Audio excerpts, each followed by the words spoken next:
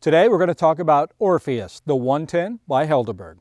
So I probably caught you by surprise when I said Orpheus, the 110 by Helderburg. The name probably confused you and you're probably wondering, how did I come up with the name Orpheus? Well, let me be honest with you. I am definitely a romantic, and when it comes to poetry or mythology, those are probably the type of books that you can catch me reading more times than not. So Orpheus and Eurydice was a book that I read again. I've read that book many a times, and you should read it too. Maybe you can see how the story came and how I decided to come up with the name, or maybe you won't. But anyway, let's talk about this 110 that we recently built for Arby, and it's going to Arkansas. So the color, if you've been following me for, let's say, 4 or 5 years, you're probably saying, wow, that color looks really similar to Elizabeth, and you would be correct.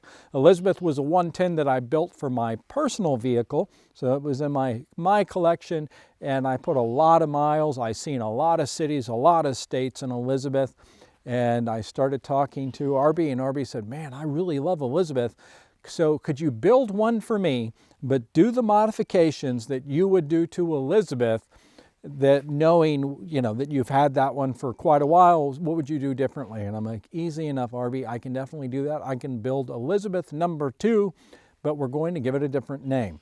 So the color is a metallic green, which is a beautiful color, and this is the color that Queen Elizabeth often had her Land Rovers painted, or the color that she would choose for them. The color is, a lot of people will call it British Racing Green, but it doesn't have that much blue in it like a British Racing Green. And this color is just spectacular in the sunlight, where it's got that nice vibrant green, and then when the shade starts to come, it looks almost black. And I have to admit that I do like black vehicles a lot, but I have to challenge myself to do different colors. So this 110 does have a 300 TDI that's been performance tuned, which means it has the custom intercooler, it has a VNT turbo, it has a custom cylinder head, it has the performance exhaust system, it has a custom injection pump. So we did a lot to it, and it runs. What I mean by that, it really goes. It has a lot of power. There's no reason that Arby won't be rolling up and down the highways in Arkansas doing 75, 80 miles an hour in this ride. Did not lift it. The whole idea was to create a gentleman's cruiser. So you'll notice no winches, no lift, nothing like that. So it's supposed to be something, let's just say, elegant, and it's not going to go off-road other than maybe some fields.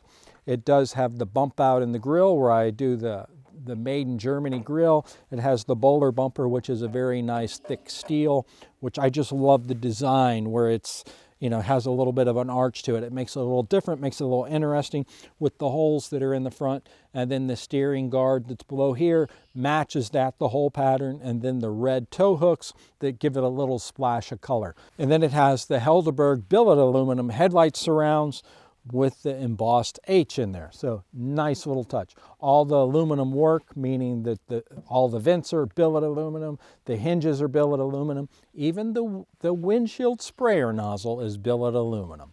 And then we have the hand-cut louvers into the bonnet. They serve no purpose other than a design cue on top of the Puma bonnet. I do like the Puma bonnet. In all the years that we've built over 100 Defenders now, we've only done the non-Puma bonnet, the original bonnet, 2 times.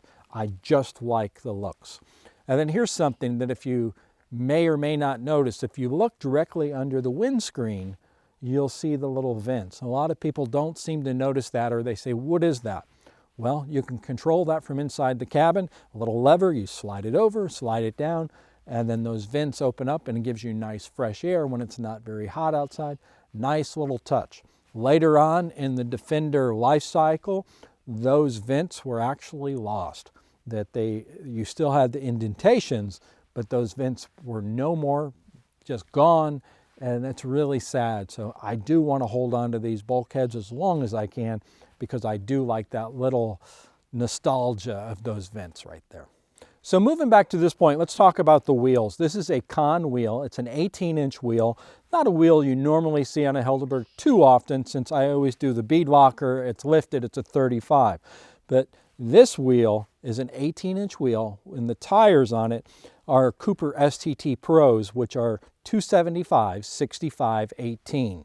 So this tire roughly is a little over 33 inches tall, and it does give a pretty nice ride. It's a little more rugged looking than a BF Goodrich KO2, but I would say it's comparable in the looks of a BF Goodrich KM3.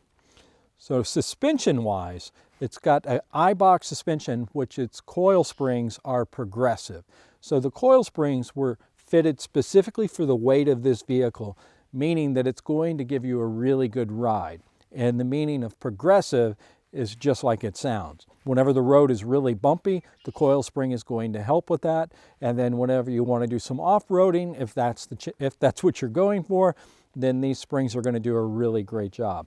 It also has Bilstein shocks, which Bilstein made in Germany are some of the best shocks you can get, and it gives it a really nice ride. But let's talk about sound. It does have the Helderburg exclusive exhaust, which is our sport exhaust. It's a 3-inch pipe all the way through. So from the engine all the way back is stainless steel, and it's 3 inches. It does have a silencer put into the middle, but there's not a whole lot of silencing to it. But you don't have the drone in the cabin, and it's not overly loud, but it does have that nice bassy tone.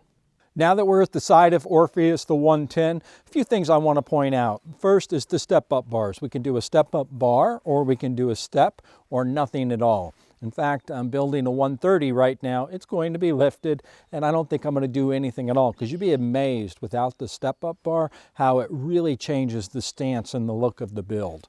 The next thing, you'll notice that it's paint down here. You'll see a lot of the builds that I do actually have really thick, hard aluminum rock sliders.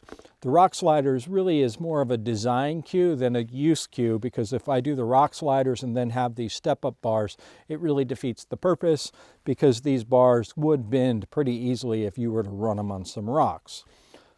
Typical Helderburg door handles, which are billet aluminum, which have finger grooves on the back, which make for a really nice touch. And then, of course, the billet aluminum hinges. So there's a beautiful sound when it comes to opening a door on a Helderburg, and it doesn't sound like any other Defender that you've ever been around. Let's listen to it real quick. Oh, it's a solid feeling. Love that sound. And then closing it is also the same joy. A nice solid sound. I'm going to do that one more time just so you can take that in. Oh, but I was talking over it. Let me do it again, but you can hear the close. Didn't take a whole lot to close it, and it just sounds great. So of course the windows are a little thicker than what a standard Land Rover is, and again that helps the comfort of the cabin, but it also helps for sound deadening and makes the high fidelity audio system sound better. The front window has a slight tint on it, versus the second row windows have a very dark tint, so do the cargo windows. And then what we did is we also tinted the Alpine windows. When I say tint, this is all a factory tint, meaning the tint is in between the two layers of glass. So this is not a film being applied. So it's classified as a factory tint. So depending where you live, if they have the tint regulations, usually when it's a factory tint, then you don't have to abide by those type of regulations. But the way this is set up would actually work for any state, any municipality, that it just does really well. And two, just to be honest, and I'll admit it, when you get a little older, it's a little harder to see if the windows are too dark when it's actually night outside.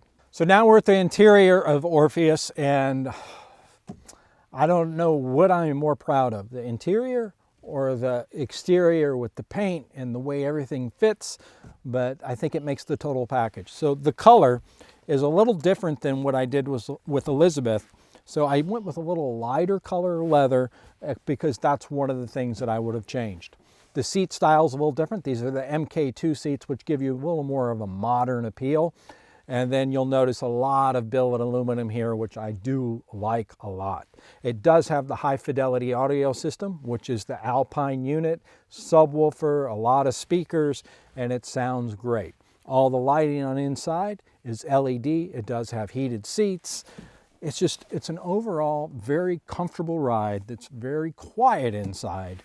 And it puts a smile on your face, and I will tell you, it will put a smile on the face of other people as you're driving around. But be warned, they're going to want to take pictures. So be kind and let them take some pictures, because a lot of times an individual is only seeing a Defender in pictures and never seen one in person.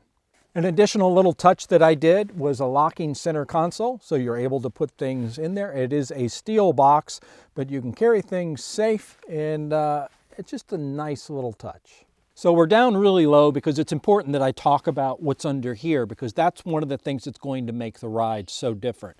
On a Helderburg, one of the things that we do is we do anti-sway bars on the front and rear. That is not typically Defender, or Land Rover, I should say, and it's not something that you really see very often on any builds, but that makes a big difference. And what those bars actually do is when you're on an on-ramp or an off-ramp, when you're doing all that, you don't have all that body roll. A Helderburg will stay very flat, almost sports car-like, because of those bars. Also, the rear protection plate, which is an ARB protection plate, it's not just all looks. So the front and rear differential has been geared differently. And the reason for that is it makes it much more enjoyable to drive on the highway. So it's not just a farm truck anymore where you pull your cow out of the mud, but it's something that you put the entire family and take a vacation in. Now we're at the back of Orpheus, and we point out a few things that are, I guess, exclusive to the build. The first thing is the tail lights. You'll notice that they're clear lenses. You have the option to do smoked lenses, and then of course the option to do the ones that are red and then the gold actually. This light here is actually a fog light. That always confuses people. After they get the Defender, they call me up and they say, I only have one backup light. I'm like, yes, that's European. You have one backup light and one rear fog light. But when I use the word fog, it always seems to confuse them because they think that should be on the front of the vehicle. But in true British style, it's very foggy. So this is the light that you would turn on so no one is to rear end you, especially if you're parking your vehicle on the side of the road, since the roads are definitely more narrow. A trademark piece that you will always see on a Helderburg is the galvanized corner bracket. The reason that I always do that is I like the contrast of the color, but I'm also showing that a Helderburg was a complete disassemble. Every body panel, every rivet, every nut, every bolt, everything was completely removed. The body comes off the frame completely, and then we build it back piece by piece. So that's my signature piece to really say, hey, understand that this is a complete build, that we didn't just spray paint over everything, and basically it's just a nice little fine detail. Moving to the rear, the license plate light here, it also has a camera built into it. This is your backup camera. This is a new thing that we've started doing versus putting the camera above the rear door. The view is still really good. It still gives you the marks, but it just creates a cleaner build in my opinion. Moving to the rear bumper, of course you have a couple different options on the rear bumper when it comes to a D90 or a 110. This is the typical NAS step-up bumper. There's another one, it's called the bowler style, that you don't have the centerpiece.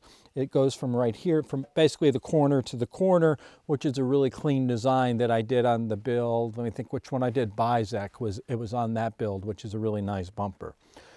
Orpheus also has wood floor. This is a mahogany fluted wood floor that was all custom made here, and it just gives a nice little touch.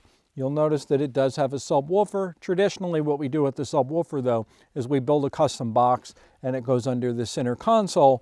But this one, for one reason or another, it ended up getting a subwoofer like this. It does have the center-facing benches, which is for 4. It does have seat belts.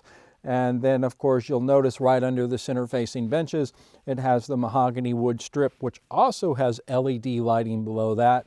And then in the top, with the Alcantara suede headliner, you'll see the LED lighting that's reflecting on the headlining. And then the center console, the courtesy light, we'll call that, it's a special design. It has a bright white and then also a red. So at nighttime, the red light doesn't mess with your night vision, and then the white gives you a lot of light during the day.